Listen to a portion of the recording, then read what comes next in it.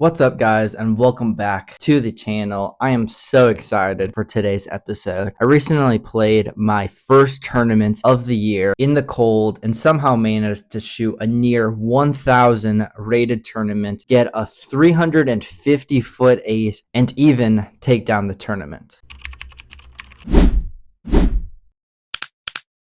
I do think there's a lot more that went into this win, and I'm excited to kind of share kind of an analysis of the overall tournament and kind of really 5 big things that I feel like helped me take down this tournament, even though my game really wasn't feeling the best. And to kind of start off this video, I'm going to kind of do a tournament recap of kind of how the overall tournament went, kind of the scoring rounds of it, and kind of go from there. So for round one, it was freezing. And I think this was another really big part of my wins, but I came prepared. I had a bunch of hand warmers. I actually went out and brought some brand new, super warm Carhartt gloves. That definitely helped. I was playing in a sweatshirt, a long sleeve. I actually wore sweatpants. It was a C tier, so I didn't really care. But really the biggest thing was I wanted to stay warm, especially someone that hates being cold. I definitely had to stay warm, keep my blood flowing, and I feel like that really helped me in the long run, especially with it being cold. I know a lot of people were struggling putting, keeping their wrist warm. Usually when it's cold, everything kind of locks up a little bit, but one really big thing is I came prepared, was extremely warm and very comfortable throughout the entire round. And yeah, guys, I started on hole 5. As you guys can see, bunch of pars, a couple of birdie looks that I just missed the putt. Just nothing was really clicking. Then I took a bogey on hole 10 and I'm like, holy, I'm +1. I remember looking at the scores and I seen myself in 19th place out of 20 people. And I'm like, can only go up from here. So then I actually birdied the next hole, pretty easy, par 4, then went par, and then I actually aced a hole in the tournament. Insane. It's really all I can say. It was a skip ace. I actually threw Bedanza's Emperor that he actually had in the bag for an extremely long time, was throwing it at the Creator Challenge, and when I caddied for him at the Des Moines Challenge, he actually gave me the disc, and it's a bomber disc. I was only throwing like 350 feet as it was my bomber disc, and I aced a 350-foot hole, and it was a skip ace. More on that later, but insane. And then that kind of really gave me like a boost of confidence that I definitely needed, but we still started slow. I mean, a couple of easier holes came after that, and we went par, and then we finally kicked it in, got my first, I guess my second birdie of the round, and that got 4 birdies in a row that really kind of secured the round overall. And we ended up shooting a 6 down, 992 rated round 1, missing 5 putts in circle 1, which is insane to think about. I almost shot 1,000 rated rounds, missed 5 C1X putts, and made 0 C2 putts. And then getting into round 2, kind of started off the same way. Shaky, started with a bogey, and then kind of got the ball rolling after that. And really for this round, warmed up a little bit, but my mentality was a lot better. And I'm going to touch on that a little bit more, kind of the 5 big things that really helped me secure this win. But I was actually able to shoot a 4 down, 988 rated final round.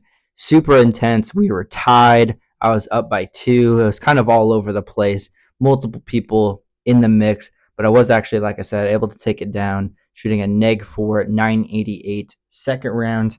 Really cool thing is I was 14 for 14 in circle 1. Really cool stat there. Didn't miss a single C1X putt in the second round, and I do feel like that was a really key factor into kind of keeping the pressure on, making all my putts, not really showing any nerves, at least on the putting green, which usually tends to show. And like I said, I ended up taking it down, shooting -10 990 overall. I do think there's 5 really big things that really helped me take down this win. And really the first number 1 big thing that I wanted to touch on, I stopped over analyzing everything. I feel like in the past, I've really wanted to analyze, kind of use all of the disc golf and knowledge that I have on, the certain shot I should throw.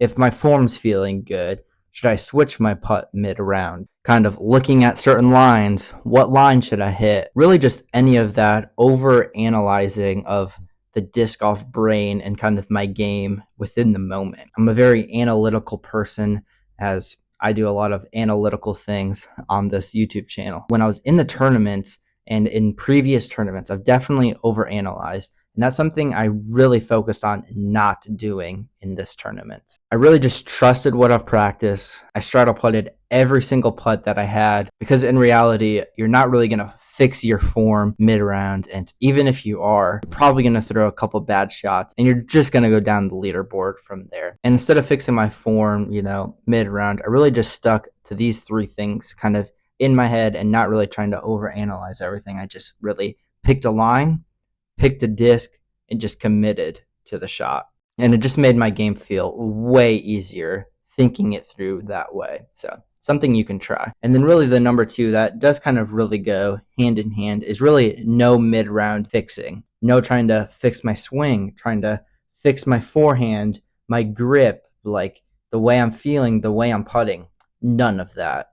Really just focusing on and trusting everything that I've done up to that point in my disc golf career. You just have to trust it. And I still had bad shots in the round, but it's one of those things that, you have a bad shot and you just instantly put it off onto the next shot, just committing to the next one. As long as I felt that I committed to the bad shot, I'm just going to keep committing. And I feel like that definitely helped in this tournament as well. And then for number three, it's really just the full commitment I had to every single shot. And this really might be maybe the easiest one to kind of think about, but it's probably the hardest to actually do. And I think it really shows with my putting, as I didn't have a putting lapse or a putting miss up, at least in the second round, than I maybe had in the first round, as I was 14 for 14 in circle one and really just took in every single putt as it mattered and committed to it every single time. And I actually got a couple of compliments with my kind of routine. I had a couple 5-10 footers that I could have easily just kind of walked up and putted, but I committed to my routine, committed to the full routine every single time, and committed to the shot. One of my biggest goals was to just commit to every single shot that I have in a tournament, in practice, because I feel like if you commit to it, you can at least 100% say like that was the correct shot. You committed to it 100%. And I feel like that definitely helped, at least as a mindset for me, instead of kind of just walking up and, throwing or putting. Full commitment every single shot. And then number four, a really, really big thing that I think helped with kind of even just the last three with the over analyzing and things like that, is really limiting my bag, at least the discs in my bag. I actually only have 2 throwing putters, 3 mid-ranges, 4 fairways, and I actually only had 4 drivers in my bag the entire tournament. So I believe it was like 13 discs that I had in my entire bag, and I feel like it just helped my brain simplifies everything. I wasn't trying to overanalyze, man, is it this disc? Like if I throw the disc on this exact line, is that the right shot? I wasn't thinking like that. I knew I had a disc that was the right disc for the hole. And if I didn't, I had to be creative. And I've kind of regained that creative mindset that a lot of people first starting disc golf kind of begin to start feeling. As you know, limiting my bag, I had to be a little bit more creative on maybe certain lines I had to put it on, or, just certain things like that. And also only having the 13 disc in my bag, is I felt extremely confident in all 13 disc in my bag. I've been working with a lot of them for, a year, 2 years now. And I feel like that's definitely played a big part in it, as I had full confidence in exactly how it's going to fly. And I plan on doing a little bit more on this topic a little bit later. Don't want to keep rambling on, but I do feel like limiting my bag to, only 13 disc helped me tremendously. Let me know what you guys think in the comments down below. I have a couple buddies, maybe like Travis, who has like 50 discs in his bag, and I do feel like that's a big thing that's keeping him from becoming a 1,000 rated player, as he has 30 destroyers in his bag and feel like he only needs 4. So let me know what you guys think of that topic in the comment section down below. And then the next 5th biggest thing that I really wanted to talk about, and kind of why I think I ended up winning this tournament, my first tournament of the year, even though I didn't really think my game was really at a 990 level. It's really I just trusted my body. And this one kind of ties everything together. Again, I wasn't over analyzing everything. I wasn't trying to fix my body mid round. I just really trusted my body to throw the shot. Again, I've thrown all of these shots hundreds, if not thousands of times, and really just trusted my body to put it in the right position to throw the shot. I recently listened to Anthony Bedanza's In the Bag, and he kind of talked about this mindset of just kind of trusting the body, and kind of how Kristen Tatar kind of doesn't really try to fix things mid round and really just lets her body take over when she's on the course, especially in a tournament. Because in reality, your body really already knows how to throw the shot.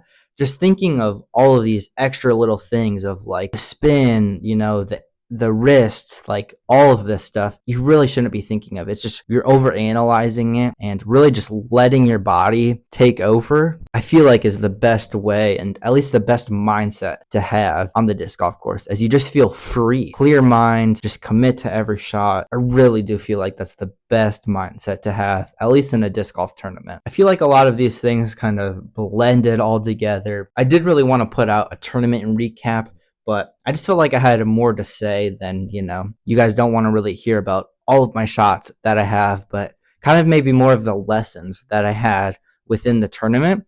And I feel like these 5 things and kind of the overall mindset I had of the tournament might be more interesting for you guys. So let me know in the comment section if you kind of like this a little bit more, instead of kind of over analyzing all of my shots that I had throughout the entire tournament, because most of you guys don't really care, especially if I don't have any footage of the actual tournament like I didn't have in this tournament. So again, let me know what you guys thought of this video. A little bit different, but I do think if I kind of get used to kind of taking away, a certain amount of things for each tournament, kind of reporting it back to you guys, might go over well instead of just analyzing my tournament. Yeah, let me know in the comment section down below. If you guys are new here, hit that subscribe button. I have a big goal to hit 1,000 subscribers by the end of the year. So it'd be a big help if you guys hit that subscribe button. Share this video with a friend who maybe struggles with the whole mental side of disc golf. It's definitely hard to master. I'm definitely not a master of it. Probably going to shoot a 700 rated round at my next tournament. I feel like this is going to be a good one to kind of come back to and think about more, and kind of that mindset that I had in this tournament compared to maybe other tournaments I have going into the future. And really, if you guys take anything away from this video, kind of found a quote that kind of ties everything together, I think, and kind of really puts a quote to this tournament. And it says, "You don't need to be perfect to play great. You just need to get out of your own way." And I'll leave you guys with that one. Again, guys, thank you guys so much for watching the video to the end. Like, subscribe, do all of the YouTube things. And as always, be nice to yourself.